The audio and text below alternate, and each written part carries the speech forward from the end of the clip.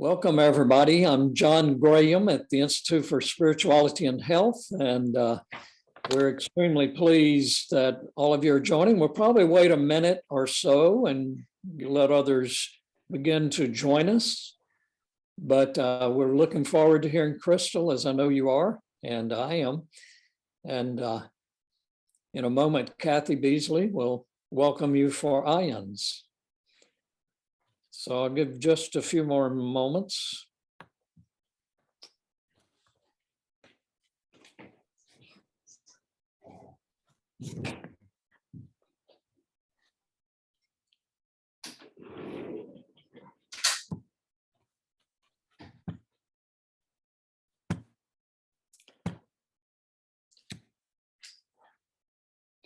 Well, I would like to go ahead and just tell you that the Institute for Spirituality and Health in Houston, Texas, is very pleased to host this program, as we do each month. And every other month, we have a wonderful speaker, as we're going to hear Crystal in a moment. As you may know, the Institute has been around for about 66 years, and our mission is to increase awareness of the role that spirituality plays in health and in healing. And we do that with conferences and lectures. We have research projects and service projects to the community. And this is one of the opportunities. We host the Houston chapter of IANDS. So I'll now pass it over to Kathy, and she can take it from here. Thank you, Kathy. Thank you, John. I just need to read something here that we like to read at the beginning of the meetings, just to help set the ground rules for what we're going to do today. And so I have a little statement here that we read, and it says, the discussion at IANDS meetings is open to all and views. Participants will not proselytize any single interpretation of NDEs, viewpoints, political or religious beliefs. NDEs are spiritual experiences, and there will be discussion of an afterlife and a discussion of God, but they will only be done in the context of NDEs and not as a way to push your belief on others. We'll respect the views of others even when we don't agree with them. And if there is disagreement of views, it will be discussed calmly and with respect towards each other without any personal attacks. During the group discussion, participants will be considerate of others, restrain themselves from having side conversations when someone is speaking, and floor, please be concise and to the point with your comments. Please do not interrupt others when they have the floor, and please stay on the topic of NDEs with your comments. The group should be open to people of all backgrounds and to not proselytize any interpretation of near-death experiences or point of view. And that goes mostly for the group discussion that we're going to have after Crystal. And I believe we're going to do one more thing before we start. We have Michael with us. Michael, I always worry about saying your last name, Geminani. Geminani, there we go. Okay. And he has a special event, a gathering that's going to happen in April. Or someone he knows does, and it's the Emmaus group, and he wants to make a little short announcement about what's going to happen there, and then we're going to toss it to Pat, and then he'll introduce Crystal. Okay, this is a preliminary announcement of a symposium that will be held on April 23rd of 2022, co-sponsored by the Emmaus Spirituality Center and the Institute for Spirituality and Health. The symposium will explore the implications of near-death experiences, not only for the survival of consciousness after the death of the physical body, but also the implications for the nature of time, the mind-body problem, and even the nature of reality itself. NDEs, along with numerous other well-documented and validated paranormal phenomena, provide a wealth of data. The question becomes, what models of reality, what models of the mind, consciousness, time, etc., fit this data, and what models does the data exclude? This question was the focus of a decades-long project, the Survival Seminar at the SLN Institute in California, from which some of the material of the symposium will be drawn. One of the most important presentations will be made by Elizabeth Crone, a member of the IANDS chapter here, who will not only review her own NDE, but will also talk about the conclusions she drew from it, and also her conversations with Jeff Kripal of Rice University. Elizabeth was one of the winners of an international competition sponsored by the Bigelow Institute for Consciousness Studies, an extraordinary achievement given that entrants were among the top and international top names in consciousness studies throughout the world. A panel of leaders from various traditions, including Jewish, Christian, Buddhist, and Muslim, will react to the various presentations, after which there will be time for questions and comments from the audience. Again, the symposium will be held on April 23rd, 9 to 3. A final schedule and an advertisement or pamphlet for it will be available after the first of the year. Thank you, Kathy, for allowing me to make that announcement.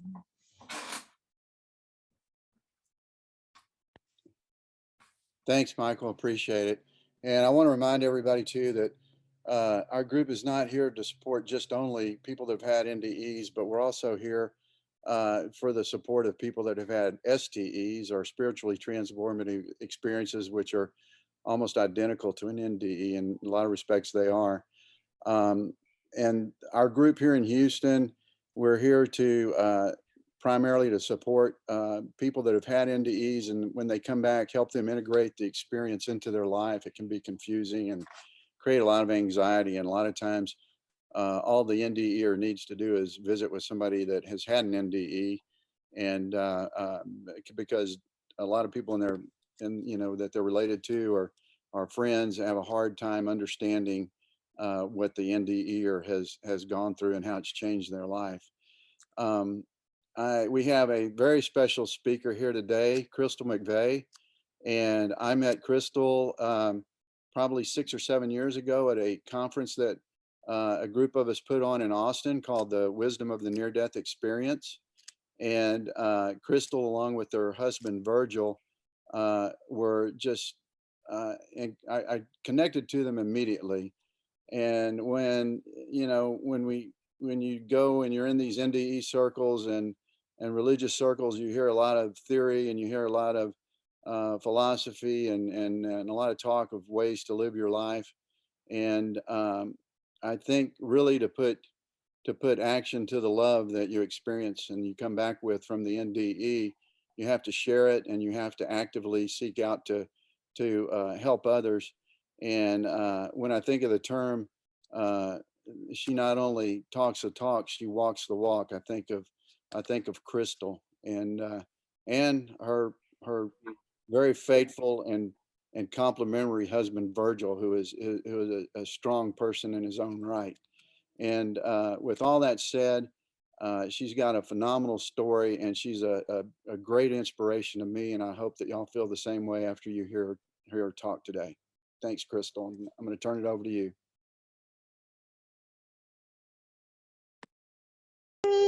Okay, can you hear me? Yes. Okay, awesome. I'm a school teacher by trade, so I should know how to do all of this. If I have too much background noise, please let me know. We have a really bad windstorm going on outside right now. So, well, I just want to thank all of you for being here and listening to me talk for a little while. A little bit of background on myself. I am from a very small town in Oklahoma, right over the Texas border. My father was military, and my parents moved there shortly before I was born. My parents divorced when I was about one and a half, which is pretty poignant in my journey. My father was very absent in my life due to his time in the military, and then also just due to the divorce and the states that separated us. When I was 3.5, my mother remarried, and shortly after that had my little brother. So on the outside, everything probably looked pretty normal. Mom and dad, 2 kids in the home. And what so many people wouldn't know until 30 years later was the incredible amount of abuse that was going on behind the scenes. Because it had started when I was so young, and I'm in no way implementing my stepfather of the abuse. It just coincided when he came into our lives. Because of the abuse starting at such a young age, I had no concept that that was not normal of everyday life. And so when I was 5, my stepfather, who ended up becoming he was a drug addict. Everything came to a head one night. My mom was leaving with the 2 of us, and my stepfather took a gun and tried to end my life in order to escalate the situation, I think, with my mom. So I say all that to say that by the age of 5, I had experienced sexual abuse, lived in the aftermath of drug abuse, and that was just my normal. But if you would have met me, you would have seen this perky little 5-year-old that never quit talking, that was always in trouble for something, usually for talking. In kindergarten, I once stole a preschooler from daycare and smuggled her onto the kindergarten bus to go to show and tell with me, because I had forgot my show and tell that day, and she was going to be my show and tell. So this was the kind of kid that I was. Curious. See a light socket, stick your bobby pin in it to find out what happens. Like, that was always who I was. My sexual abuse started at the age of 3 and a half, and would continue until I was 12. And so about the age of 4 or 5, I can remember a bus coming through our neighborhood that would take all of the, I called them spare kids, and drive us to church. And I liked going to church because I got a juice box and crackers. Shortly after that, my mom started riding the bus with me to church. And then that was all I knew really for the rest of my childhood, adolescence, was that on Sundays we went to church. We never talked about anything that was going on behind the scenes. Because the abuse had not stopped, even with the divorce of my mom and my stepfather, things within me started to change. On the outside, I was still very bubbly and energetic and talked. But on the inside, I did not like who I was. And I can remember, even at the age of 6 or 7, not being able to look into a mirror, because if I saw my reflection, I had nothing but just horrible things to say to her. Just the amount of self-loathing. And then one day we were sitting in church, and I was kind of listening to what the pastor was saying, and they started to talk about a father figure, which did not compute with me for many reasons. My own father was absent. My stepfather had been a sense of contention within my life. And so when they talked about this father who loved me and would do anything for me, and I didn't understand that. But then they talked about if I was baptized, that I could be saved. And my little 6, 7-year-old self didn't quite understand. I thought it meant that I would be saved from the abuse that I was living in. And so before they could even finish the altar call, I ran to the front and I was baptized that night. And I say, if you knew who I was, I tried to explain who I was as a kid. I literally jumped into the water, cannonballed into it. Like, I was ready to do anything to feel saved from what I was living in. And, shortly after, when the abuse continued, I thought, okay, maybe I jumped in too fast. I didn't do something right. And so then I was baptized again. And by the age of 12, I was baptized 4 times in 3 denominations. So the reason I share that is because I think it's very important that you understand that I, from a young age, was actively seeking this salvation that I wanted so deeply. I did not understand eternal realm. I wanted to be saved from what I was living in. So at the age of 12, when none of the baptisms seemed to work and the abuse was continuing, I decided that I had 2 options. Either this God that I was hearing about was not real, or he was real and he just didn't love me for some reason. which to me wasn't hard to fathom because I didn't love me.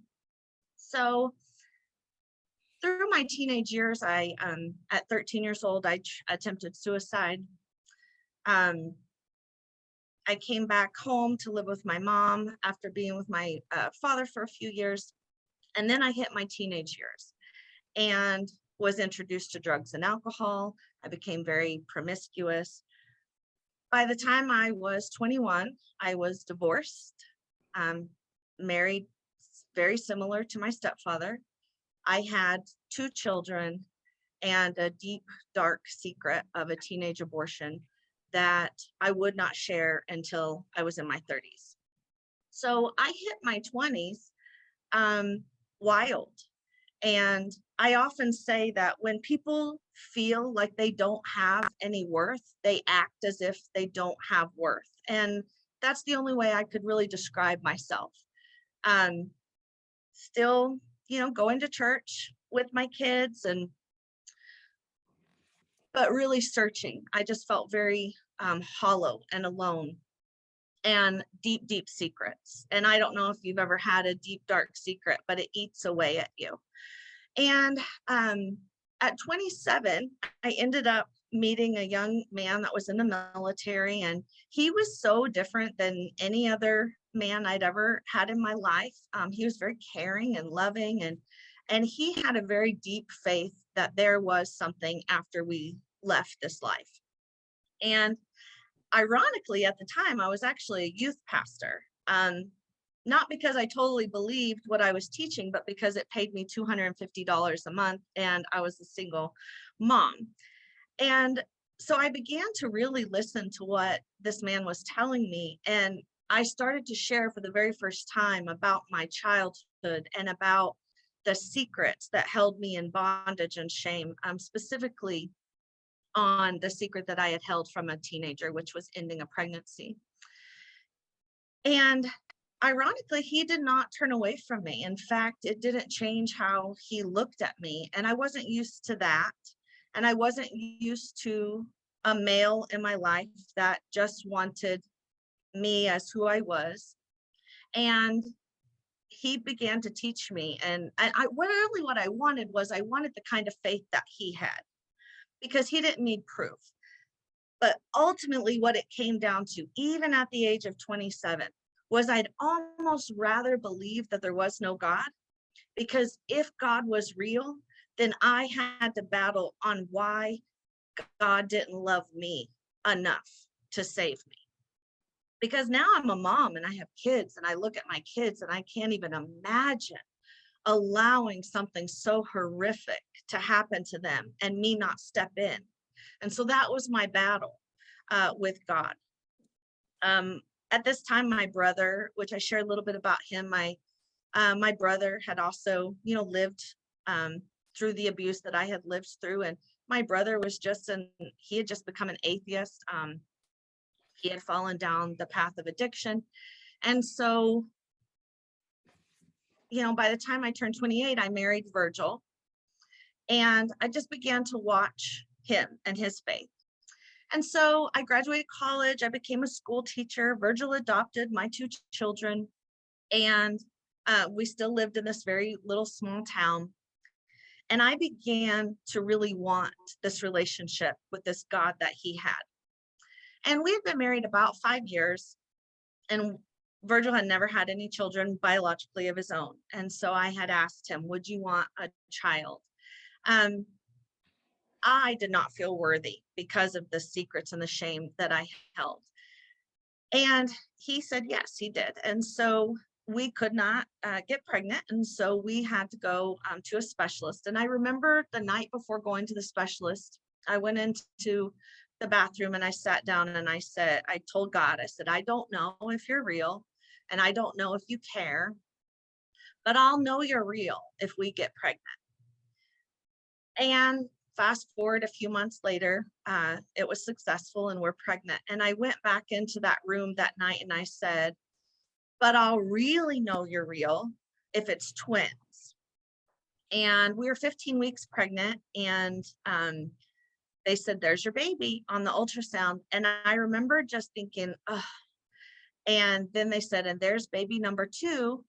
And my husband, who is the most beautiful Black man that you'll ever see, turned as white as I am and said, please stop counting.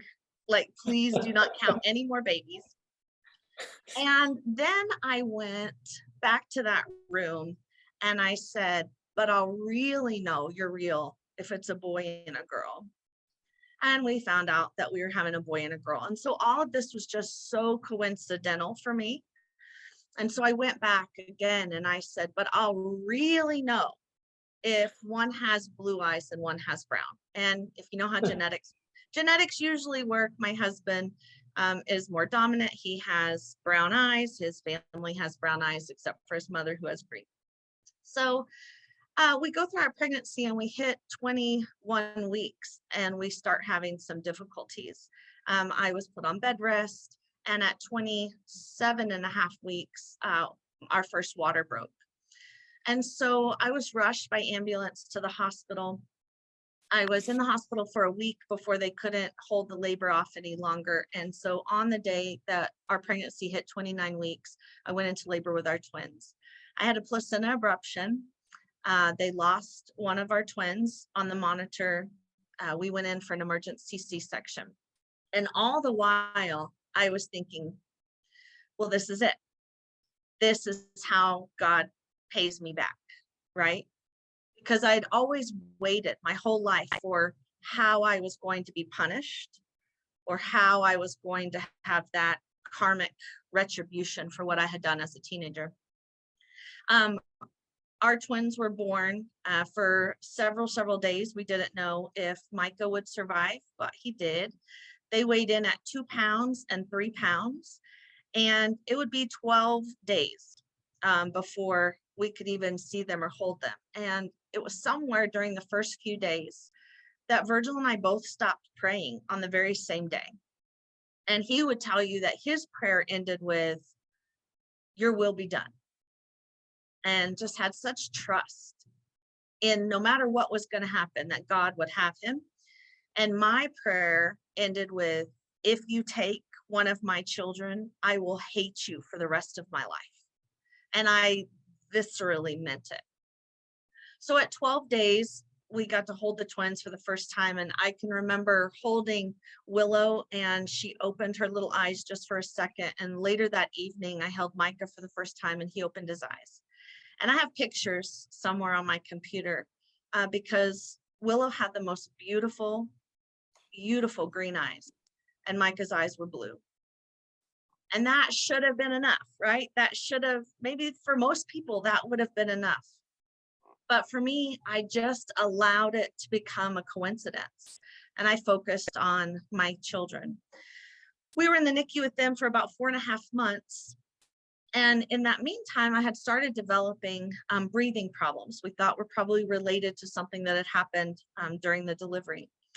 And so when we got home from the hospital, I put off going to to the doctors. I was worrying about the twins. And about 9 months after they were born, I went in for a routine procedure. Almost 10 months. I went in for a routine procedure. They were doing a scope to make sure that there was nothing blocking my breathing.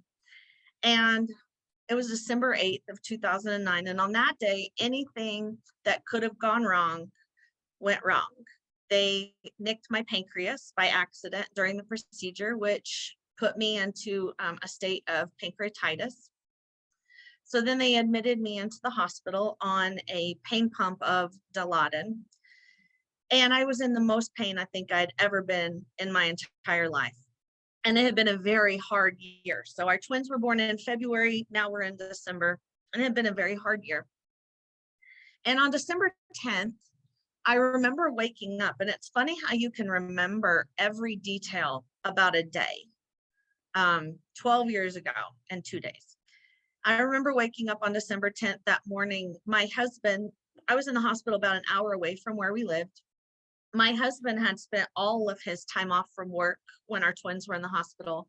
And so he couldn't stay with me in the hospital. He went back to our hometown to go back to work. And I woke up and I was alone. And I remember just being so sick, physically sick. And I remember barely being able to move and calling the nurse to come in and help me, and just becoming violently ill and throwing up. And I remember calling my mom, and my poor mom. I told you a little bit about how I was. I kind of skipped over all the teenage years, like, whew. And I have 4 kids, and I have been lucky that none of them have been the kind of teenager that I was. But, you know, even through it all, here at the end, here was my mom. And I called her, and very dramatically, I said, I'm dying. I'm going to die today. And she said, oh, Crystal, you're so dramatic. You're fine. And I said, no, I'm going to die alone in this hospital room. And so she said, oh my goodness. Okay, well, I'll cancel my day and I'll be up there in a little bit. I'm going to do my hair and I'll drive up. And I said, no, come right now. And so we kind of argued a little bit. She was a dental hygienist, so she canceled her day and didn't do her hair and makeup, which, if you know my mom, that's a big deal. She's a Southern Georgia peach, you know, and she doesn't go anywhere without hair or makeup. And so she came to the hospital and she saw what kind of state I was in. I don't know why this is so important and why I remember it. I think if you read my book, you'll read more of the relationship between my mom and I. She cleaned me. I remember her cleaning me. I remember her taking my favorite lotion, a Christmas scent, and massaging my hands and my feet. And I remember her sitting next to me, and I was just in so much pain, and it was time for my pain medication. And so I pushed the button, and then I remember opening my eyes, and she was in the bathroom and she was doing her hair and her makeup. And then I closed them and I opened them again, and she was sitting at the foot of the bed with her back towards me. And she was reading a magazine, and we were watching a talk show. And then I knew, you know, my whole life, I was afraid of dying. I was afraid of dying for several reasons. One, because I'd never done it before. 2, I didn't know what was going to happen or what I was going to see. 3, I was really afraid of what I would see or if I would see anything. And in that moment, when I looked at her, I just had this peace envelop me. And I knew that I was going, and I wasn't afraid. I've never felt comfort and peace the way I did in that moment. And I knew that I wasn't breathing. Like I knew that my heart wasn't functioning, and I had just a little bit of oxygen left as I was kind of passing out. And I pushed out, I love you.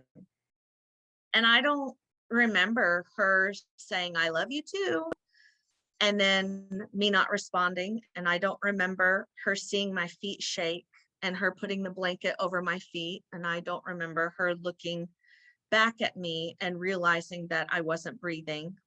And I don't remember her trying her little 4'11" self to get up on the bed as she's screaming for help. And she's trying to start CPR. I don't remember any of that, because the moment that I said, I love you, I closed my eyes and I woke up in what I refer to as heaven. And so instantly I opened my eyes. And if any of you have had an experience like this, maybe you can understand what I'm saying. It is very, very difficult to put into human words a non-human experience.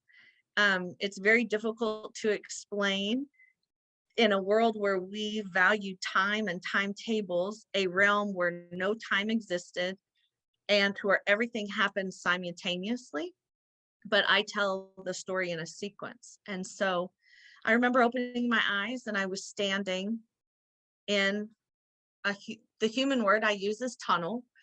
It had no ending to the light that was on the side of me. I was surrounded in the most beautiful light that I had ever experienced. And just like that, I knew exactly what had just happened. I knew that my body had died. I knew that they were trying to resuscitate me. And I knew where I was, and I was excited. And I remember instantly recognizing two beings that were standing in front of me and to my left. They took on vaguely human-like shapes. I say vaguely, they were so illuminated by this light that we were in.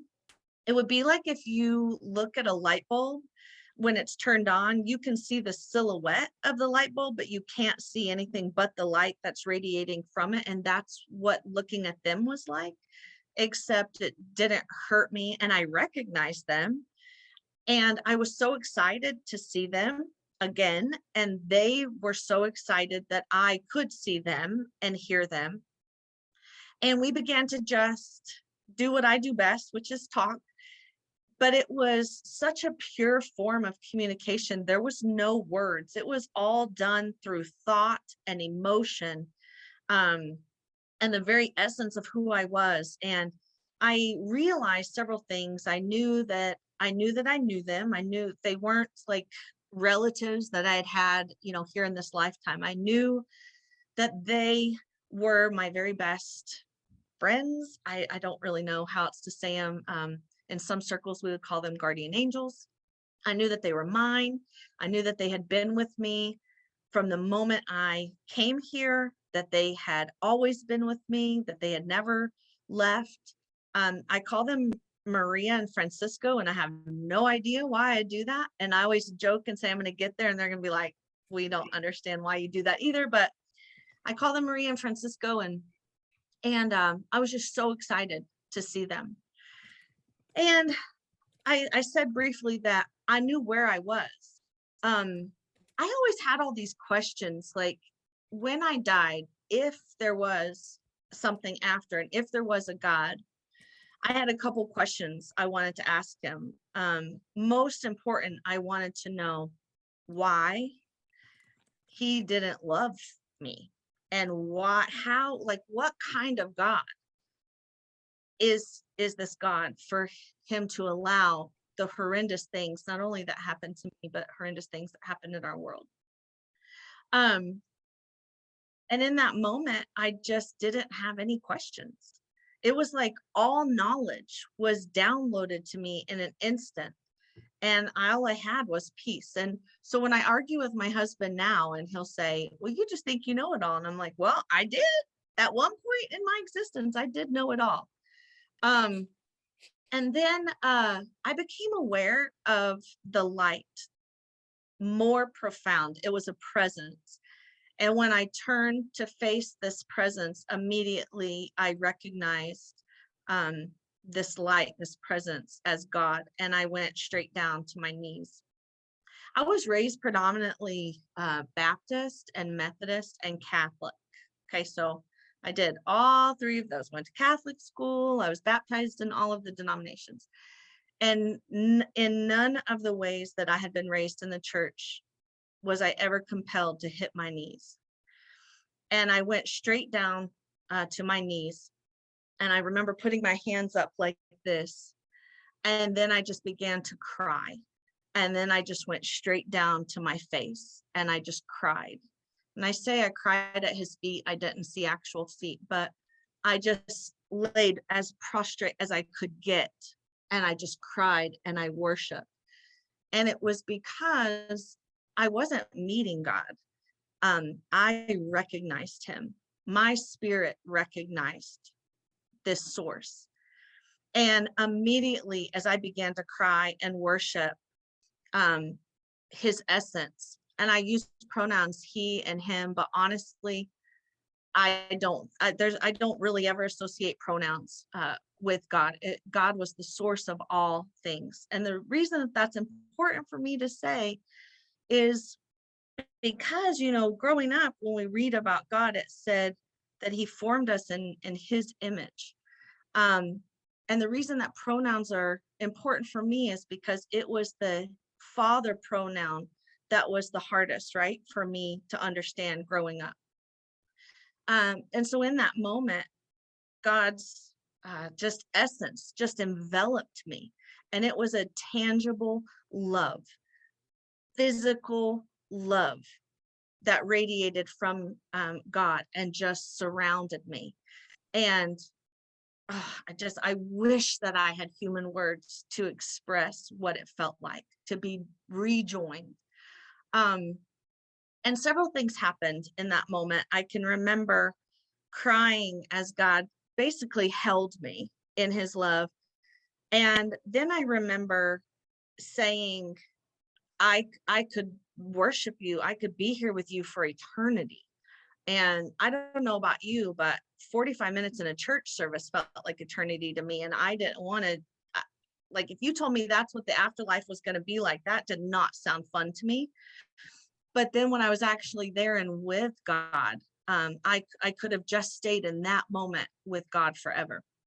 And I remember trying to almost like grab his essence and pull his light closer to me, even though he was all around me. And not only was he all around me, it was the realization that everything was of God, that the light that was radiating from the outside and from within the angels was the exact light and love that radiated from the source itself, and that I had been created by a spark of that light myself, to be connected, reconnected to the entity that created you was so profound for me. And to know that a piece of the divine, was what sparked my existence. And I remember laying and worshiping, and I looked down, I say, tunnel, because it did have like a tunnel-like feel. It was very, very bright. And I looked down and I could see it got even brighter and almost like just compelling and welcoming. And because I didn't have any real questions, I did have one question. I'll get to that in a second. But when I saw that light, I knew that I was looking at the entrance to heaven. Sorry, I forgot this part. Like, go back when I first got there, when I first laid in front of God and I began to worship, I did have one question. And remember that I'm completely aware of not only who God is, but I was aware of who I was in that moment. One of the parts I say in the book is that, the first person I actually met in heaven was myself. I hadn't known this perfect version of myself. And so I raised my hands and I called out to him and I said, why? And, all my life, it was going to be, why did you leave me? Or why did you let that happen? And instead it was, why didn't I do more for you when I was there?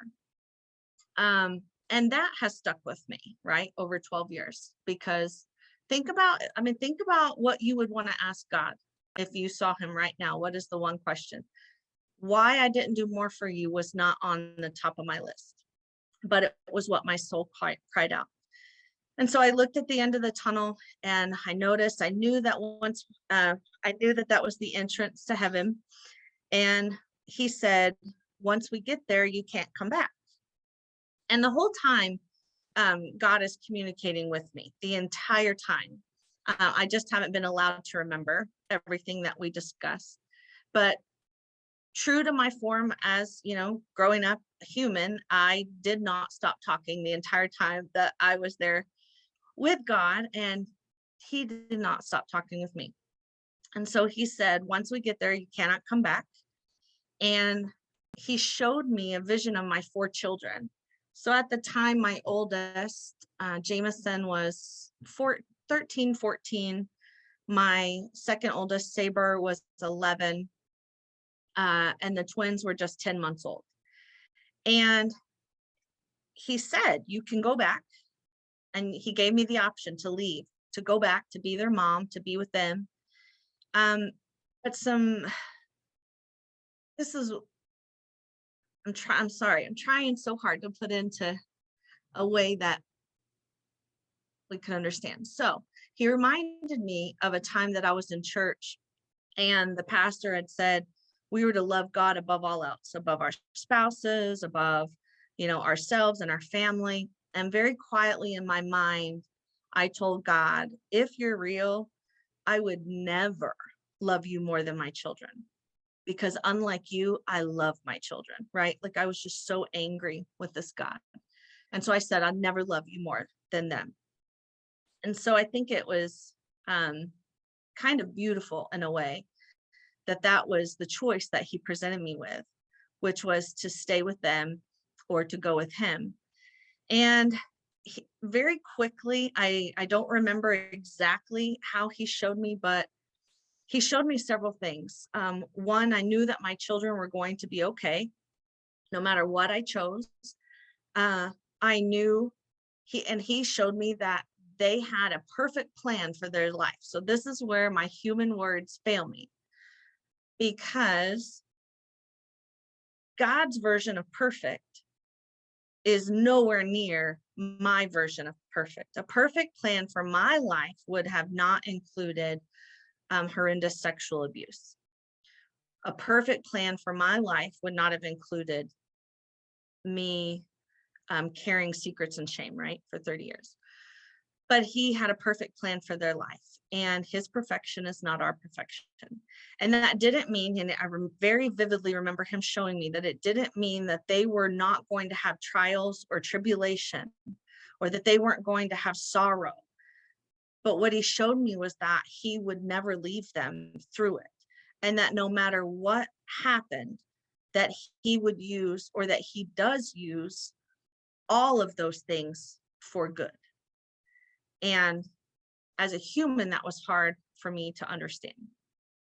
And then I also knew that I was going to see them again on this other side one day. And because there was no sense of time there, it wasn't an issue for me whether my children, grew another 90 years before I could see them again. To me, I was going to see them very quickly. And then also that I wasn't going to miss anything, that in a way I was almost going to be a part of their lives in a deeper, more profound way than I would be if I would have stayed their mom. And so he gave me the choice, and I chose to go with him. And of course, I come back and I tell that part of the story, and my kids are like, "Oh, Mom." And I said, you just have to understand, like, the presence that I was in. I mean, you think about what you love the most in the world. And to me, that was my children. And I'm so grateful that God allowed me to remember that part, because not only had I ever doubted whether he loved me, I never realized how much I loved him, right? And so I chose to be with him. And just like that, the image of my children disappeared, and we continued to go towards the light at this end of this tunnel. My angels were walking with me on the left, and God's presence was all around, and the communication was still going.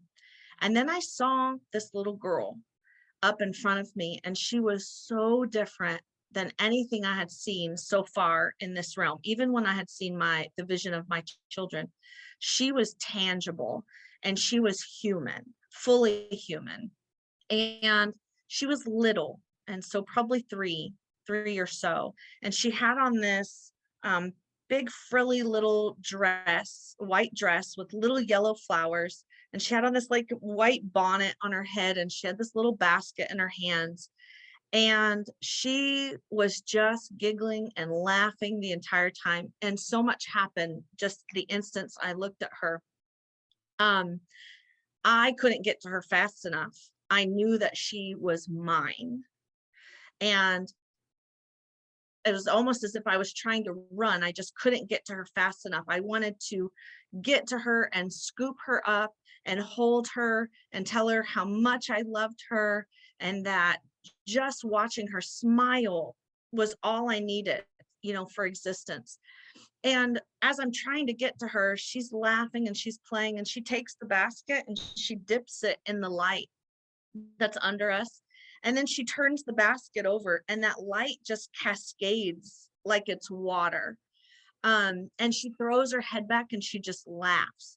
And every step I got closer to her, my spirit, because in this realm, like, I was totally free physically, right? And this was the first moment that I really became aware of like my spiritual self my spirit vessel, because it began to swell. Like, I now really understand the term, I swelled with pride.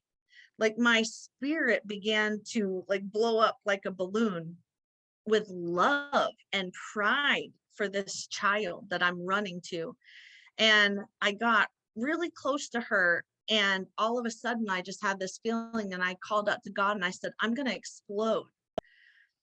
My spirit could not contain the amount of love that I felt for her. And I was going to cease to exist. Like, literally knew that my spirit was going to combust, that I could not contain it. And I just shatter into a billion pieces. And as I said that, and I got right in front of her, it was like I was wearing glasses of some sort, and God removed them. He removed the way I was viewing her. And when he did so, that feeling subsided on my spirit. And I looked at her, and I recognized her immediately as me.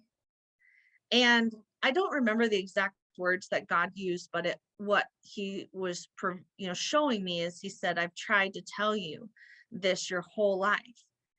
And what I realized, and what he showed me, was that he allowed me to view myself through his eyes. And if God's love was represented on earth by every grain of sand on this entire earth, he gave me one grain of his love for me, and my spirit could not physically contain it. And I use that analogy to try to explain how we just can't grasp the amount of love that our Creator has for us. And when he did that, he shattered, just like that, 33 years worth of lies that I had believed, which was that I wasn't loved, I wasn't worthy. And then she was gone. And as I tell that story, I've had people come up to me and say, I just knew that that was your child, and that God was going to allow you to meet your child. And I said, I will one day. But I understand now that it was more important that I got to meet his child, right? Because I just never believed. I believed that Pat would have been loved immensely by God. I believe that Joseph would have been loved immensely by God. But up until that point, you could not have convinced me that I was worthy of his love. So, very important lesson. And it did what years of therapy and medication up to that point had not been able to do. And it freed me of chains that had bound me since my childhood. And the other thing that he conveyed to me in that moment was that he did not cause what had happened to me. And I hate to use the analogy of like free will, but that he did not cause what had happened to me, but that he didn't interfere with another human's free will, but that he had never left me through it. And that was really important, because that was a period of my life that I felt very, very alone and forgotten. And so to know that it broke his heart, and that it broke him, but that he was there with me through it all. And that just was changing too, right? And just to know like who I was in him. And to this, it's been 12 years, and you will never hear me say a negative word to myself. Like that girl that for 33 years couldn't look in the mirror without saying horrific things to herself. I'm totally the opposite now, which might be annoying to some, but I love me, right? And so not only did I learn how he loved me, but I learned how to love me too. And so then she's gone, and we're continuing towards the entrance of heaven. And I hear my mom, and I'm brought back to the reality of what's going on, and she's crying. And I stopped and I said, I was like, she doesn't know. I'm okay. And I said, can I please go tell her I'm okay? And he said, the choice is up to you. And again, the very few things that God allowed me to remember him saying to me, I think are very important. Twice he gave me a choice. That was important for me too, because I was always afraid too that if God was real, he was I was just terrified of God, like very terrified of God my whole life. And that he was like going to be this dictator, and like, so the fact that I can remember he gave me a choice twice, and I said, I'm just going to go tell her I'm okay. And I turned around to go find where her voice was coming from, and I remember her voice was coming from below, and that was the first time I looked really down at the light, and it was like I was standing on the most magnificent sea of diamonds infused with gold, and it was just the most beautiful thing I'd ever seen. And I looked down, and he said, tell them what you can remember. And I remember finding that so odd, because I just needed to go tell her that I was okay. And so I turned around, like not even all the way, just kind of over my shoulder, and I was kind of like, I said, I'll remember everything, because this was the most profound experience I'd ever had. How would I ever forget a moment? I said, I'll remember everything, and I'll be right back. And I put my finger up like that. And then I looked back down, and immediately I was back in the hospital room. And for the first time in my life, like I forgot how to talk, and I knew what had happened. There was a huge team of doctors in the room. They had been performing CPR. My mom was crying in the corner. I opened my eyes. I knew exactly what was going on. I knew where I was. I knew who I was. I knew what they were doing. But I forgot how to communicate in a human way. My husband will tell you that is the only time in my entire existence, for those 2 minutes, that I've ever not been able to speak. And so to them, it appeared that I was confused, or that I didn't know who I was or where I was. And so they were asking, do you know where you are? And I would shake my head. And so I had just come from a realm where you didn't need human words to talk. And it was very hard. My human vocabulary is very limited, unfortunately. And so it took me a few moments, and I put my hand up for them to stop, and I said, I'm with God. And I kept trying to go back, and I would say, I'm in the most beautiful light. And for the first 2 times, I could feel my spirit leaving, which is what I wanted to do. I was trying to leave. I came to say what I wanted to say, and I was trying to leave. And then they would continue CPR. And this time it was pulling me back in. And so I was getting very frustrated. And then the 3rd time, and I kept saying stop, and my mom, which we laugh about this now because that's what we do. Like we just laugh about everything inappropriate, appropriate. I said, I'm in the most beautiful light. And she was like, don't go near the light. She's screaming to me, don't go near it. And then that 3rd time, I just could feel it shut. And I knew that I wasn't leaving, and I became so angry. And they gave me, basically what had happened was my body had quit filtering the pain medication about 48 hours ahead. And so every time I was giving pain medication, I was just slowly overdosing. And so technically I went into respiratory and cardiac arrest due to an overdose of Dilaudid. And so they gave me a shot of Narcan that they give to patients that have had a drug overdose. And it pulled me back in a sense that was so incredibly painful, physically and spiritually. And then the door just kind of shut. And, something I didn't share in the book that I've shared with very few people, I think now that I'm older and more years have passed, I'm not so worried about judgment. But communication with God and I actually stayed open for about 3 days. And I, like I said, did not share any of that. But every moment that went by, I could feel the communication kind of not dwindling, but just changing. And on the 3rd day, and I was telling Virgil, I would tell things, I would say, God showed me this, or God said this. And Virgil, like, he's just very loving, and he never said he doubted me or that I was crazy. He never said this is the medication talking. He would just listen to me. But on the third day, I knew, and right before it happened, it was almost like God gave me this kiss, you know, and I knew he wasn't leaving me, but I knew that I wasn't going to be able to hear him the way I had been able to hear him for the last 3 days. And it was like the door just kind of shut. And so I really dealt with like some depression, a happiness to be back, but then also just very kind of sad because I hadn't chosen this. I dealt with a little bit of anger, a lot of anger. And then I was released to go home a week later.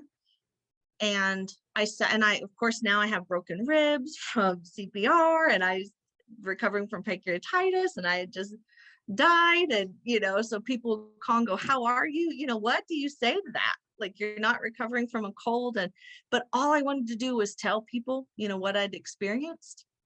And it was just so profound to me. And so we got home on December 18th, and we were on a committee at our church. And I really wanted to go to this meeting because I really wanted to share with what I had just experienced. And sitting in that room, and I had grown up in this church since I was 10. And I remember our pastor, who I just love, and he said, Crystal, you know, will you share? And one of our elders said, that's not on the agenda, and we're not going to discuss it. And that was the first twinge that I had that, oh my gosh, I sound crazy. I sound crazy to people. They think I'm crazy. And I just would keep telling people, but then I would get like some eye rolls, or, you know, even people close, like, well, I believe that you believe that's what happened. And to me, that was just a polite way of saying that didn't happen. And so Virgil for a long time just became the only person that I would really talk about things with. And then I had all this internal struggle going on, because the Crystal that died that morning was not the same Crystal that came back that afternoon, right? Like 9 minutes, according to my code record, it was almost 10 minutes. But when I was there, it was like a year, you know, like think about how much you grow in a year. Like if you got to sit for a year and learn and study. So when I came back, I was so different, and it really took a lot to acclimate back. But I found joy again, like just in watching my children. My daughter turned 13, and, you know, shortly later I got to watch the twins be born, you know, have their first birthday. And so I really just was searching for my purpose. I stayed home with the twins for several years, but I guess it was a few months after Virgil came home one day, and I had all of our clothes out of the closet just laid on the bed. I think I had 2 shirts for each of us in the closet. Important to know, before I died, I was very selfish. I did not give money away. I grew up very, very poor. Like, you just did not hand money over. Very cynical. Everything was a scam, right? I don't help people because they need to learn to help themselves. Things like that. We were actually in the middle of a lawsuit with Virgil's, I don't name who it is in the book, but we were in a lawsuit with somebody from Virgil's past. It was his ex-wife. And I despised this woman that I had never met. She owed $75,000. Like, it was a huge amount of money. And so we were in the middle of a lawsuit with her. And Virgil will tell you that this was the moment that he knew I was telling the truth. Was 2 days after I got home from the hospital, I said, you need to call the lawyer, and we're going to drop the lawsuit, and we're going to pay that debt. It's just not important. And he'll tell you, he was like, that's the moment I knew. And then when he came home that day and found I was packing up all of our clothes because I was going to give everything we owned away, wanted to give our house away to somebody who needed it, and he would just kind of laugh and go, well, we need it, you know, or I'd like my shoes back, you know, and he would just hang stuff back up. And so it was really hard for me to try to figure out what I was supposed to do. And the only thing that really kept coming to my mind is God said, you know, tell them what you remember. And ironically, my story wasn't super welcomed in the circle that I had grown up in, which was a faith-based circle, which just floored me. But what I ended up finding was that my story was welcome under bridges with the homeless community that we began to work with. And my story was welcome in the darkness of strip clubs. And when I sat with trafficking victims, and when I held women who had just left abortion clinics, my story was welcome there. And so that was really where God began to show me why he had sent me back. You know, he didn't send me back for what we call the saved. He sent me back with a message, because we think we're so unique, but my story is not unique. One in 4 girls are sexually assaulted by the age of 18, 1 in 20 boys. It's actually probably higher in boys, but it's less spoken of in boys. And 1 in 3 women experience abortion in their lifetime, regardless of where your stance is on that. 1 in 3, these are human beings that are experiencing these. And so once I realized that I wasn't alone, it became very important for me to go back into that darkness that I had lived in. And there is where I found God again. And I wrote a whole nother book about what it's like to live, truly live after you've died. It changes, it changes everything. Doesn't make you perfect. Doesn't mean that you don't have flaws or that things are hard to take. But when I'm really searching for him, that's where I find him, is back in the darkness. So that's what I do. No, I don't know how else to end it. I don't think the story ever ends, right? It doesn't end until I'm standing there again going, I told you I'd be right back. Oh, man, that is awesome. That's way too good. Okay, I need some Kleenex, please. But Crystal, you are so wonderful. I love your story, and I love you, and I love everything about you. Oh, we love you, And Pat. and the thing that I say over and over again is, I think as important as the near-death experience is showing us the other side and confirming that, that there is the existence of a God, is the lessons that we bring back I think, what dying teaches us about living, and I think you're a prime example of that, of how you've come back and you've taken those messages and those lessons that you've learned and applied them to your life. And you're so generous with the way you share your love and the way you're compassionate to others. Could you expound on that just a little bit? And after you answer that question, Crystal, I'd like to open it up to the audience Yeah. for anybody that might have a question. Absolutely. I think one of the biggest things was just getting to meet myself, right? And to meet exactly who I was created to be. So then when I came back in my human form, I had never been able to forgive, right? Like, I did not forgive the people who had abused me or hurt me. I did not forgive myself for the things that I had done. I was a grudge holder, and I held grudges against God. I held grudges against, everybody. And so Virgil laughs, but he'll say, that's how I knew. And he said, I never once doubted. He said, but that's how I knew. And I think that it's a common thread. I'm so lucky that I've got to meet people that have had experiences like this. Mary Neal and I became very, very good friends. We met at the conference that you guys put on, Pat, in Austin. And to hear her story, and she was a surgeon, who had a near-death experience, or Don Piper, who was a pastor, or Colton Burpo, who was a child. And then there's, Crystal, who is a teacher in Oklahoma, and all of the hundreds of thousands of us who have had these experiences. They're different experiences, but then they have that common thread, which is, how can we be the same person after we've experienced that? And it does not, definitely does not make us perfect. I'm still learning every single day. My children are the first ones that tell people she's not perfect. But to be able to go into the communities that always I looked down upon or was too afraid to go into, the homeless communities, my heart really, really belongs to women, especially in the sex industry. There are more people on this earth that are entrapped in slavery today than have ever existed on our planet in one time. And things like that I just didn't even understand were really going on. If I had it pulled up, I would show you, you know, one of the greatest things God gave me was my godsons, who came from one night in a strip club with the dancer crying in my arms that she couldn't have this baby. And me remembering that all I wanted when I was walking into that abortion clinic was for one person to put down their sign and hold me instead of holding that sign. And I held her that night. And now 2 babies later, and she's out and doing well. And these babies call me auntie. You know, those are the things that God sends us back. You know, he sends us back in to tell others.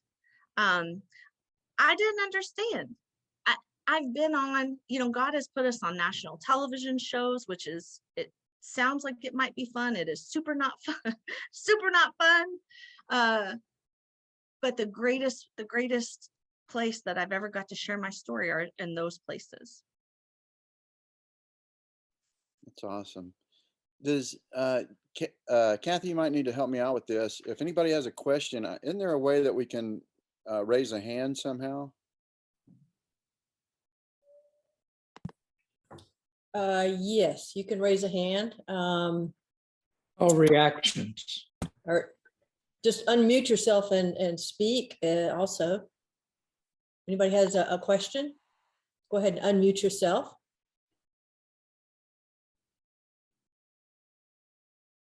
Well, you know what, while we're waiting for that, Crystal, could you give, you know, like people that are listening to you right now, could you just kind of give them some words of wisdom that you brought back with you of how they can feel the same thing that you felt, and how they can apply these things to their lives? You know, you don't have to have an NDE to get this message and live this out.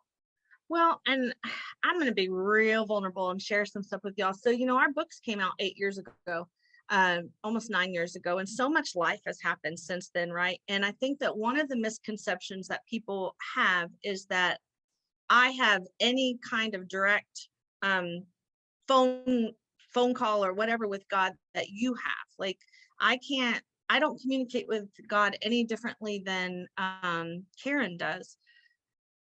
4 years ago, I came home and stopped my husband from committing suicide. My husband is a PTSD survivor from his time in the military. And that was probably the most traumatic thing that we'd ever been through. So, you know, I share that only to say, knowing God and having that experience doesn't make life easy or, you know, perfect. And in fact, my communication with God that night and several days later was, I hate you. I hate you. Why? Why would you send me back? Why would you send us back for us to go through this? I didn't understand. And I didn't hate God. I was throwing a tantrum. I don't hate God. God knows I love them, but I was angry. And what angered me is I said, all my life, I didn't know that if you were there, and I didn't know if you could hear me. But now I do know that you're there, and I do know you can hear me, and you're silent. And it angered me because I needed God in that moment. And I can remember crying on the closet floor. My husband ended up going into treatment for 8 weeks and is doing amazing. But, you know, had we not gone through that experience, we wouldn't have been opened up to what a huge issue suicide is with our military members, that 22 vets a day are killing themselves. So what I take from that is, the things that we have to go through are hard, but it's how we choose to use it, right? So my husband and I chose to do the hard work, to work, to fight for our family, to fight for his health. And it'll be 3 years, you know, this January. And now that's just another aspect that God allows us to walk into. Because my husband has experienced what so many of these service members are experiencing, right? They have that camaraderie, that connection. So my suggestion to people is, find where God has led you or Sometimes it's the hardest things you've ever been through. Sometimes it's the deepest, darkest things that you've ever been through that he will use as your ministry, which was super hard for us. And so I'll say that, you know, I remember laying on the closet floor and crying and saying, I don't know where you are. You're supposed to be here, and I know you're real, and you've left me. And only thing that I could feel God say was soften. And I was like, I'm not going to soften. And, you know, how could we go through this? So we're in the process of building our house. Our house will be finished, was supposed to be finished in October. Doesn't look like it's going to be finished to the end of January. Not important to some people, but to us, it's the 3-year mark that my husband, not only did my husband almost lose his life, we almost lost our marriage, we almost lost our family. I mean, it was just really bad. And the street that we're moving into, the name of the street is called Preserve. So when you talk about like, how does God talk to you? That's how God talks to me. But it took 3 years for me to hear that message. 3 years for me to look back and see he never left. He never left us. He stood with us, even when I felt like he wasn't there. And he gives you those little tidbits. And so I looked up the definition of preserve, and it said to keep from decay, to prevent from being destroyed, to uphold. And so that's how I feel like God still talks to me or talks to us today. But and then just, you know, go into the places that scare you the most, because that's usually where I find the most beautiful experiences. Well, there's definitely a lot that's scary out there, so that's not hard to find. But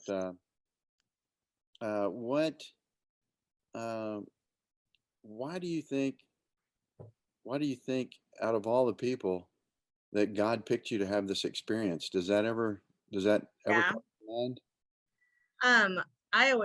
I just say that, well, first of all, why not me, right? Because I never felt worthy or good enough for pretty much anything growing up, but why not me?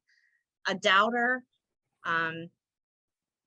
Like I said, when you look at statistics, I grew up feeling like what had happened to me and what I'd gone through, I was so alone. But statistics, man, they just show we're just not alone. And maybe it's because I talk so much. Maybe he was like, I need somebody that never gets tired of talking, right? But honestly, why not me? Because there is nothing special about me. Does that make sense? Like, there's nothing different about me. I was just a mom who had internal secrets and sorrow and shame. And there was nothing different about me than anybody else that could have experienced it. No, I think that's a great explanation. I mean, you're a great spokesperson, and I could see why God would have picked you out.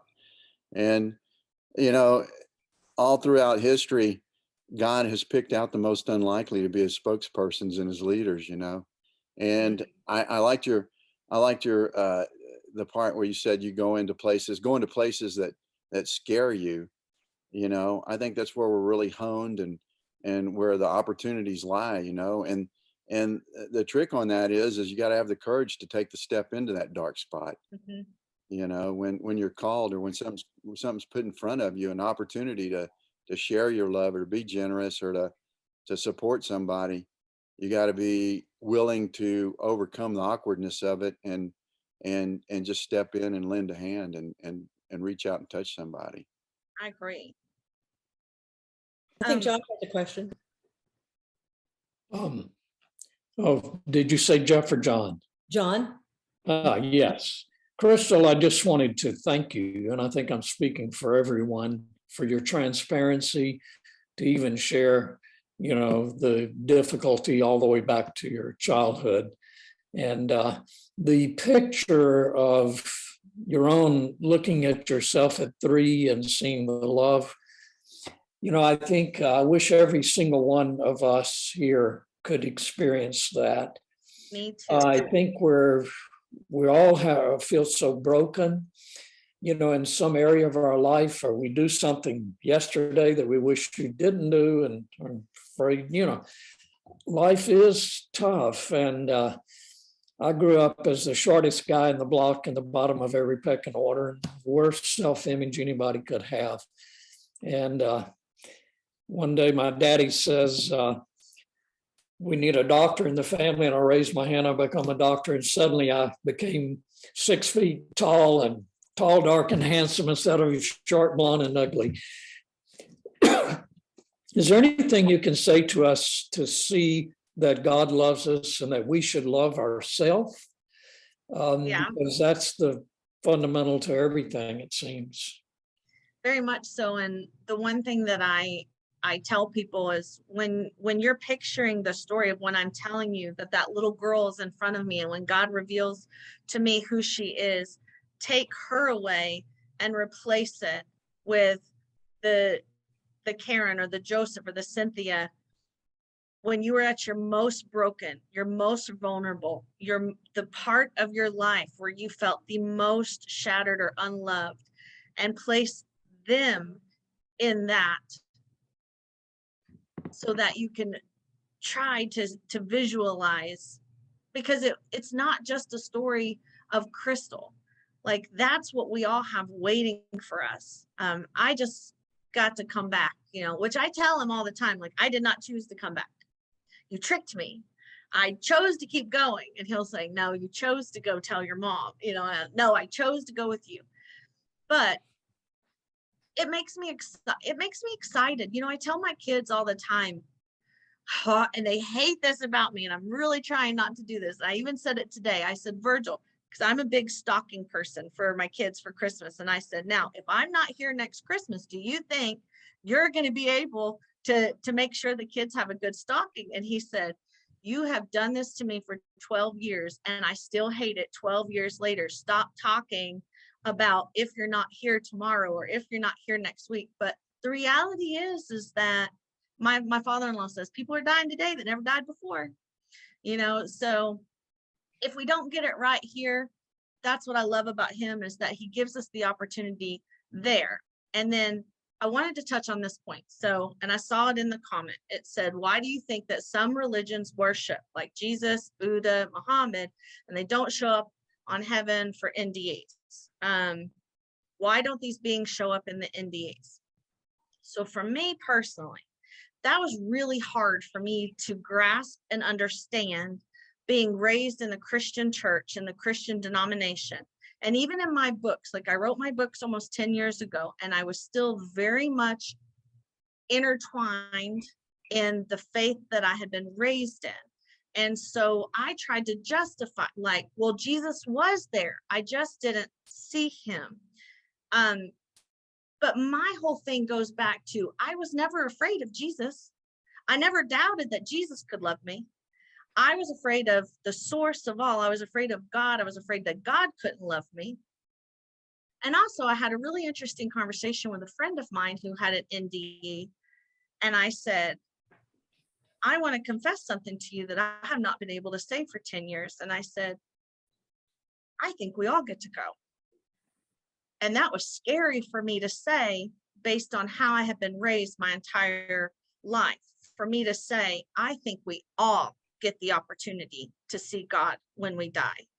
And I think that just like he gave me a choice, I don't understand how we come. Okay, so my spirit chose to come here.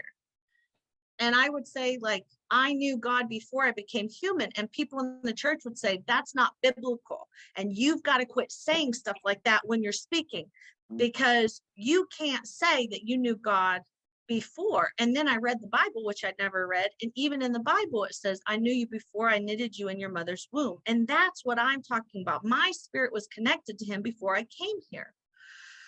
But then all my memories wiped off. And I told God, I said, I don't understand. Like, I know you send me here, I forget you. And then I learn about you based on where in the world I'm born and who around me is teaching me and what they're teaching me. It was really hard for me to look at my friends that I met that were Muslim or Buddhist and me not believe that that same God loved them and would give them an opportunity to choose him too. So I'm still learning. I'm still I'm still grasping, and I still love Jesus, the Jesus I grew up learning about. You know, my love is just deeper for the Creator now, which I don't have all the answers. And that just became okay for me to say, which growing up, or even after my experience and trying to question things, I have a lot of unpopular opinions now that, you know, I was afraid to talk about when I first came back, because the community that I was in told me I was wrong, or that, and I just don't think I am. I met him. That's why I tell people, well, I met him.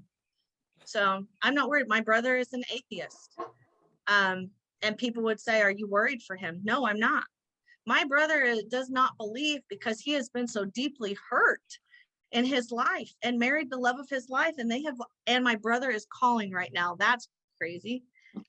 And they've lost 5 children. Why wouldn't he be mad at a God that he's never understood? But do I believe for 1 second that my brother is going to be damned to an eternity? No, because that's not the God I met. Because if that was the rules we played by, I should have never got to see him. Because I was the thief, and I was the liar, and I was the adulteress, and I was the murderer. I mean, if we really want to put terms onto the things that I did in my life. So why did I get to see him? And I would expect that other people don't. I don't know if that even answered her question, but I always go back to how we love our own children. And if our own children did something, you know, that we didn't approve of, or that was bad for them, you know, the first thing you want to do is go scoop them up and love them, and, you know, make sure that they understand what they're doing might hurt them. And you want to give them a path. You don't want to do something, you don't want to kick them out the front door and say, never come back.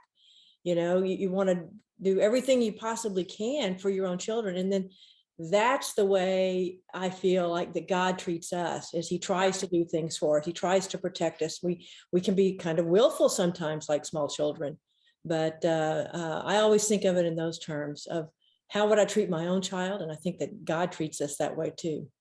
and he never stops pursuing us. That was what I really took away from that experience, is that I had 9 human minutes with him on that side, but I have experienced him vastly more here. It's just sometimes it takes 12 years before you look back and go, I met him there, and he was in that strip club, and remember when we met him under that bridge, and remember when that baby was born, you know, like or remember that day that my husband was supposed to become one of 22 people that day that didn't come back.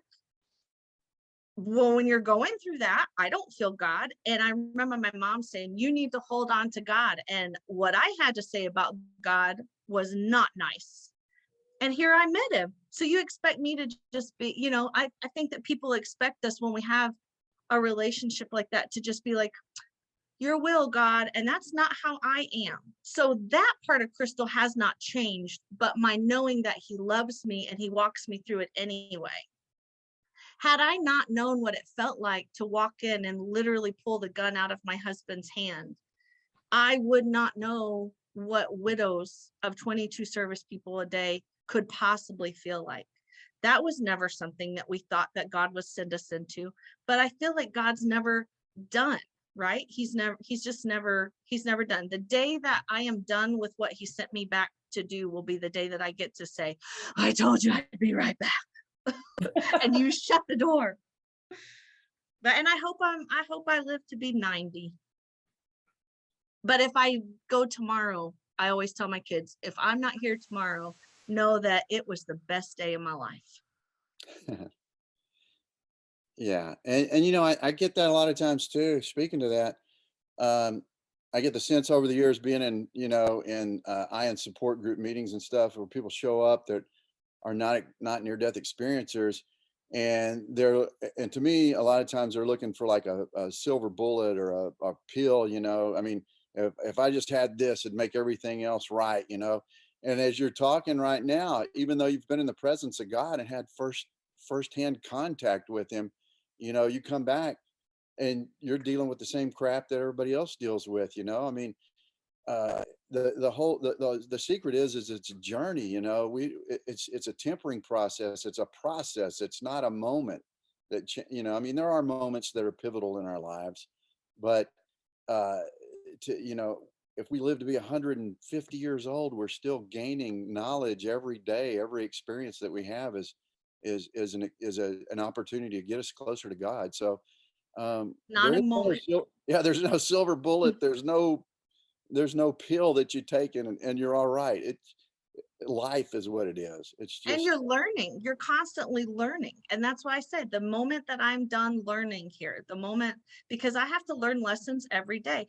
I've gotten really good at apologizing or saying, I'm really sorry for the way, you know, that I just spoke, or we just got back from Disney World. You do a lot of apologizing to your kids after you've walked 11 miles in the heat. It's hot in December in Florida. Yeah. Who knew? But you know, it's fun. I say that to say, like, the whole week we're tired, our feet hurt, it's exhausting, and I can't wait to get home. And then the minute we're home, I go, that was the best trip.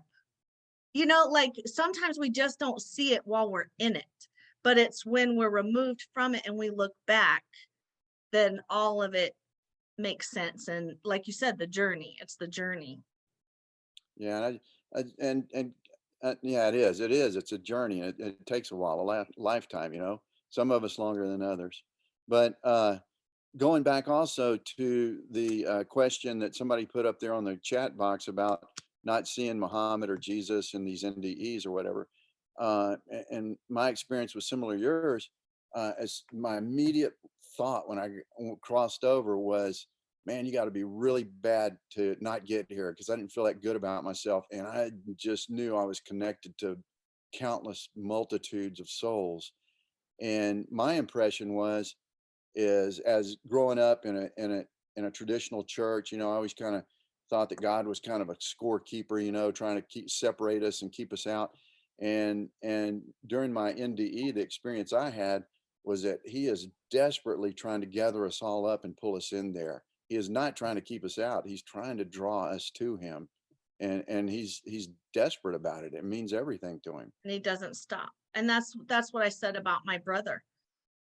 You know, I have no fear. And I told my brother just a couple months ago, I said, one of us is right. And I'm not worried about it. I'm going to see you over there. I can't fathom a spirit like standing in front of God's presence, not as the human Pat or the human Crystal, but you stand as your spiritual. Like I was still Crystal, but I was not just the 33-year-old human Crystal. I was the Crystal that existed from the moment he created me, even outside of my humanness. And that is what I found that I love the most about him, is that he was not this vengeful, rageful, scary God that made me jump into a baptismal pool 4 times as a child because I was terrified. I always joke and like say that like the religion for me personally as a child with all of my trauma, it scared the hell into me, right? Like I was so terrified of hell. And then just to know that he's just so loving.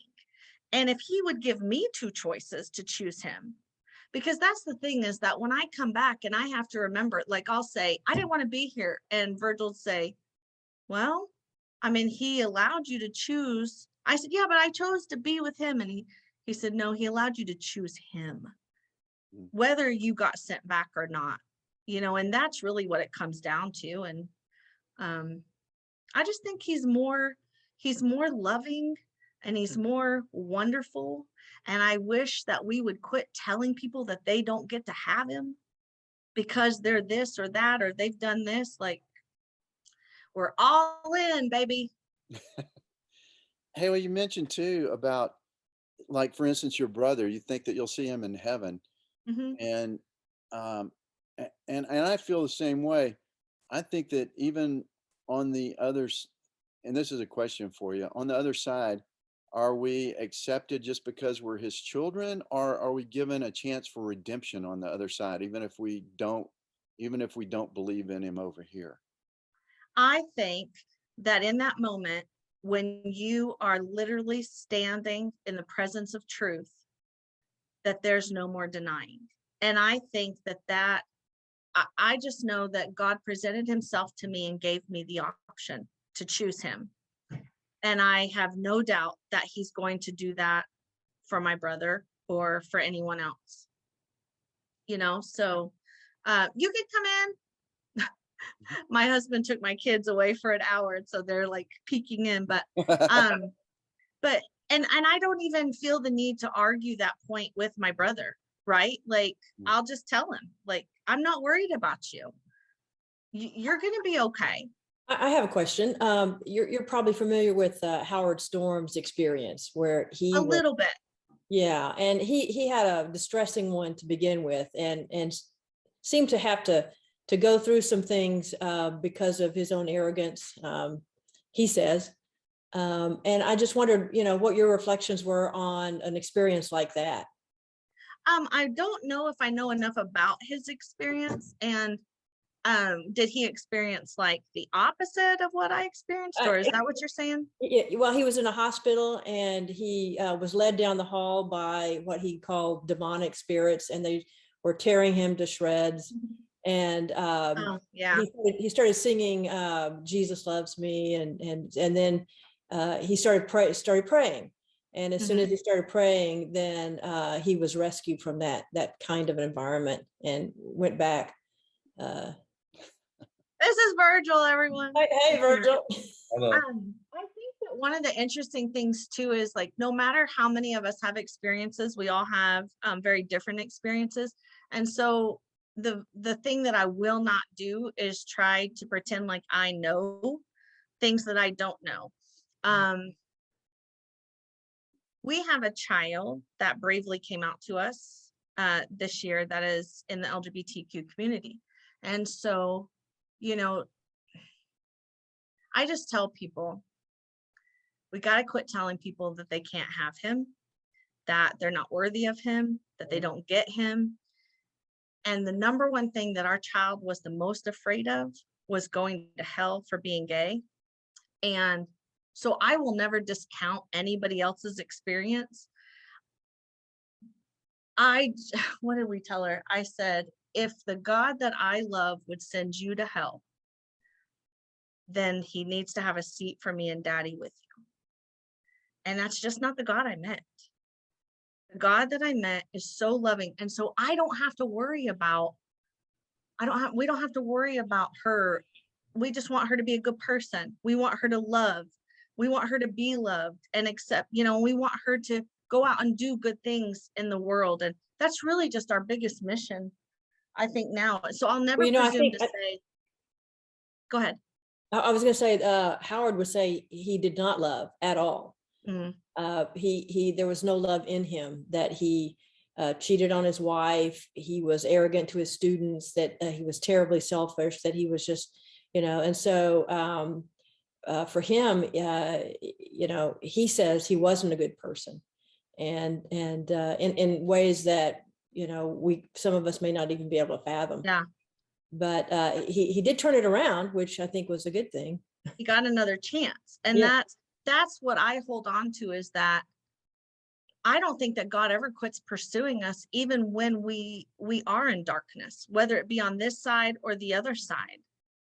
I love a God that I truly believe that if for whatever reason my brother ended up in the opposite of what I experienced, I believe that the God I met and loved would go get him. Like, I don't know how else to, I know that's not popular, and it doesn't, and I can't debate, like, you know, with like pastors or like people in the church. Like, I'll lose the debate every single time. Right. But all I hold on to is I met him. Right. And he is so good. And this is what we tell our daughter when we look at her, when she's crying, when we've had friends turn from us, you know, this year and say, we can't have our kids around this, and I'll think, God, you're missing it. Like, don't you see the beauty that's within the very people that sometimes we're pushing out of this experience? You don't think that he loves her just that much? And So I'm just that optimist that feels like he's going to fight for every single one of us, whether it's here or on the other side. Yeah. And maybe that's not a popular opinion, but if I'm wrong, he'll tell me on the other side, but I just don't think I'm not wrong about how much he loves us. So Crystal, yeah, actually I raised my hand, and then I'm a very devoted Buddhist, and I'm just my question is first I really want to thank you for your very sincere sharing and honest sharing. Thank you so much. Thank you. And then as a Buddhist, do you think at that time then we can also meet the love of God because we just believe in a little bit different higher power in different names? I personally do. And so that was something that was really, really hard for me after having my experience, because we were still very much immersed in the religion that I was raised in. And so it has taken years, and it's taken me meeting other people from that were raised in different parts of the world or have a different relationship, because I thought that if I said, I think we all get to go, that somehow I was losing the Jesus that I loved, right, my whole life. But I'm not losing Jesus. I think that he is exactly who he says he is. If I paid off your house and you never thanked me for it, does it mean your house isn't paid off? No. I think that we have over 600 different religions in this world, and for us to think that only one has everything correct, I think is kind of arrogant. And so I like learning from other people, and I like listening to other people. And I think that it's like a puzzle. And I think that when we're there and we're in the truth of it all fits together and makes sense. Because the one thing I wasn't worried about when I was with God was if I had gotten it all right, you know? Yeah, I told my thank mother you. that Yeah, exact thing. I told my mother that exact thing. She's a Baptist, and for many, many years. She's 88 years old. And I said, Mom, I said, you know, you don't think people that are trying to find God, you think that just because they don't, you know, have your particular point of view, that he's going to turn them away? You know, you think that's what he's going to do? I don't think so. And she kind of shrugged her shoulders. That was it. Well, we've just gotten really good with just saying, we don't know, and this is who we are. And I don't think we fit into any one mold anymore. We're just kind of like, he loves us and we don't need to argue about it. And we do get a lot of people that want to debate, and I understand that, because you truly believe what you believe. And maybe before I would have met him, I would have been like that too. And so now we just try to learn and love. And but what I was saying earlier is about how, you know, we start off as spirit and then we come here and then we forget. Like I tell him, I said, I knew you, but when I was human, I forgot you. So you would condemn me to an eternity without you based on what I did as a human when I couldn't even remember you? And based on where I was born in the world and what religion was taught to me and what I chose. And I think that that's why I loved the moment that when you meet him, it's all gone away. And the only thing that you're bathed in is truth and love. And then he asked me, does that make sense? Like, based on what I would have said and done as a human, I probably, based on how we were raised in our religion, I shouldn't have seen what I saw. I shouldn't have experienced what I experienced. But as my spirit, with all truth, how can we make a decision without 100% of the truth and all of the facts? And that's what he gave me upon my death, all of the facts. And then he said, now, do you want me? And I said, heck yeah.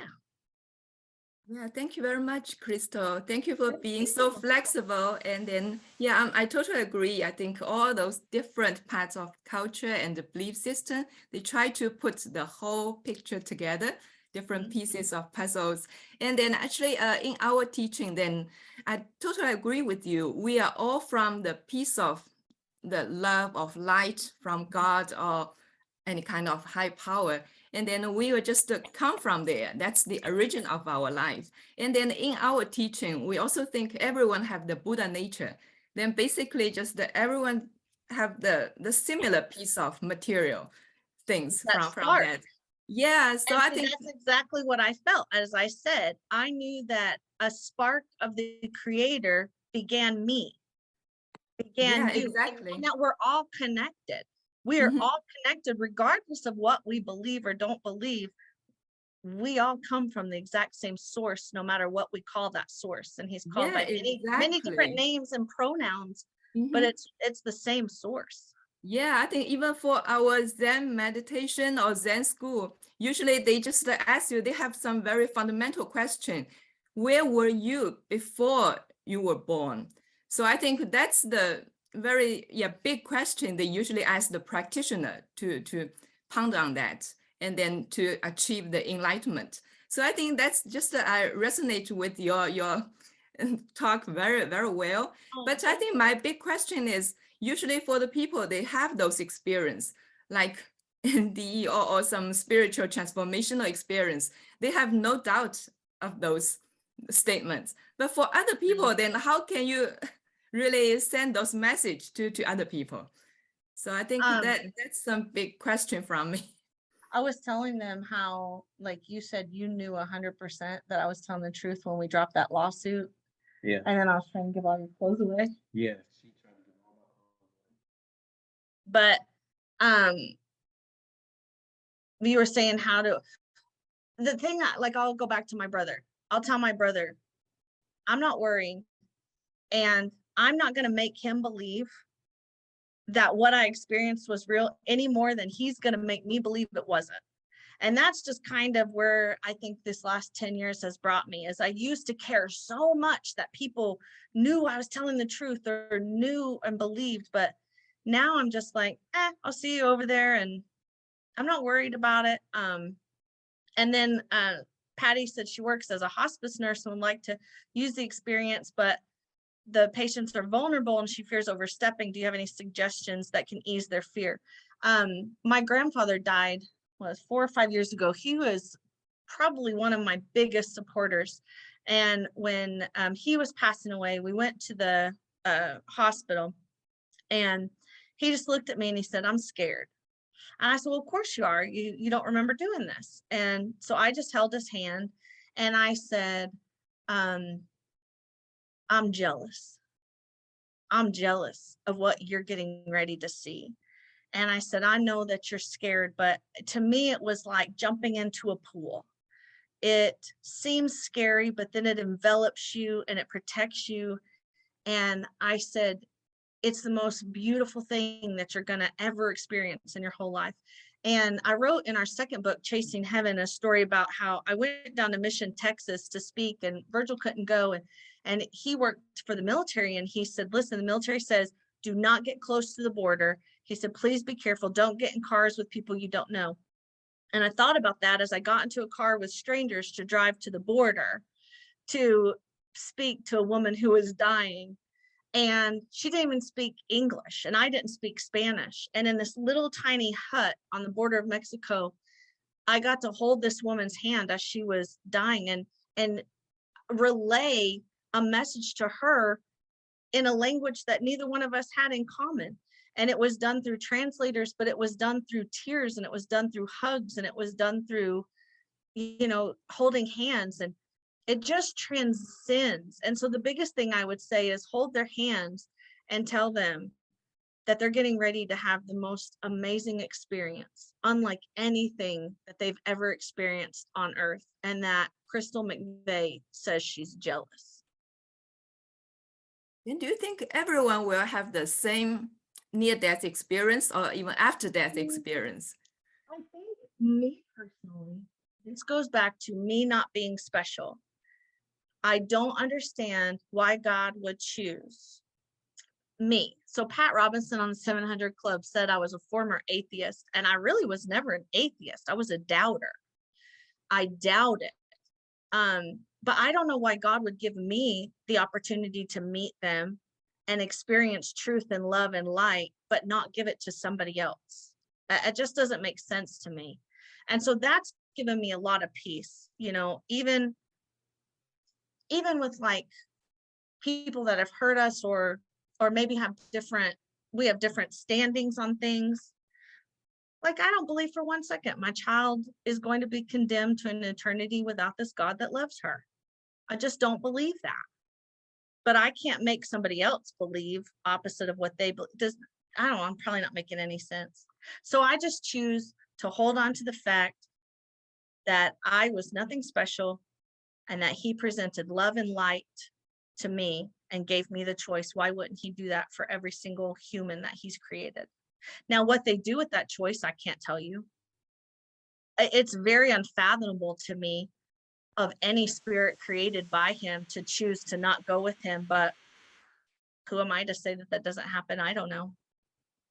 Well, you know, in your NDE, God didn't tell you to come back and transform everybody and make them believe what you believe. He said to come back and tell them what you remember.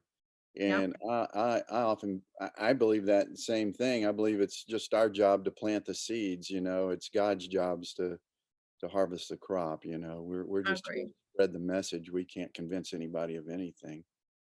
And we just don't know it all. We have so much, like, I've experienced it and I have so many unanswered questions, you know, so I just don't even pretend to have answers to stuff. I just say, I don't know. What I say is, we, each of us have a little piece of the quilt, but we don't see the whole quilt. And someday we will, but we know what we've experienced, but we don't understand necessarily the bigger picture. So. And you know, when I was there, and I won't take any more of your time, I'm so sorry, but one thing that comes to my mind is he didn't sit me down and show me everything that I got wrong in Sunday school, or he also didn't praise me for every gold star I had next to my name for attending church, or he didn't praise me for how many times I was baptized. It all came down to how well I could love. And not only how well I could love others, but the realization of how much he loved me. And I don't know how you can't love others once you've been given that unconditional love. And so that's what I struggle with, because listen, I was trying to tell him I'm not perfect. Virgil's like, no, she's not. But, you know, life just has a different meaning. And I don't know. I forgot where I was going. I lost my train of thought. But yeah, no, I think that's well put. Life just has a different meaning, and that's what we all have to look for. Man, Crystal, I just, you know, as I knew it would be, it was just a pleasure to have you here. And hi, Virgil, by the way. Oh, I told them all about you. I told them about 3 years ago, and they know everything about you. Everything. Yeah, she hung it out there to dry for you. But hey, we're going to take a short break, and Crystal, hang around. You know, this will be the support part of the meeting, you know, where there might be a few of us that are experiencers, and other people that have questions, or friends or relatives that they want to get a better understanding that have had them. And we'd love for you to hang around if you've got time, because I'm sure we've probably got some more questions for you too. All right. Yeah, I think we have just a little bit. Our only standing thing is he's taking me to Costco tonight. That's how exciting life is, people. We're going to Costco. That's where the opportunities are, right there in Costco.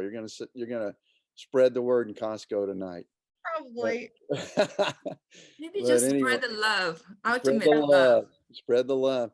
Yeah. Well, can we take about a 5-minute break? I've got 11 minutes till 4, and maybe at 5, you know, just give everybody a chance to go get a drink of water and use the restroom if they need to, and come back.